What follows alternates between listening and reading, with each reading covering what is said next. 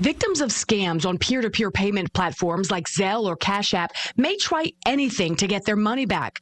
And these two social media influencers have racked up millions of views, incorrectly claiming that filing a complaint with the Consumer Financial Protection Bureau will get you a payment from these companies, even claiming that you can be compensated even if you weren't a scam victim. Whether it happened to you or not, go put in a claim, because they about to have to run you that check. CFPB suing them. They make it sound easy, even offering complaint templates for $77 and things like a credit repair guide for $24.99. So with the CFPB losing funding, there's just not much oversight right now. And these influencers are jumping on that.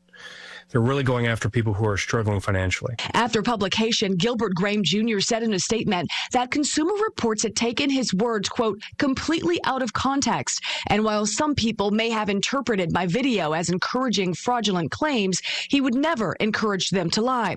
He added that he does not sell any product or endorse the sale of any product that would lead to the filing of consumer complaints, and that while he shares complaint templates with his followers, he does not directly sell them. The other man says Cash App and Zelle are unfairly targeting him to divert attention away from their own shortcomings in combating online fraud and scams. If you bought their financial products or follow their advice, the best thing to do is to contact the FTC, the CFPB, and your state attorney general and file a complaint. Zelle says consumers were duped through social media into filing complaints based on a fabricated settlement, while Cash App says it has made significant improvements to how we identify and act on consumer complaints. CR does have some tips to keep you safe from payment platform scams. First, be skeptical of posts promising easy money.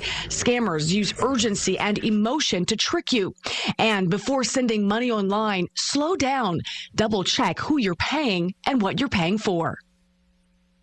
Now, Consumer Reports also recommends that when filing a complaint, you include dates, amounts, and bank statements. Those specifics strengthen your case.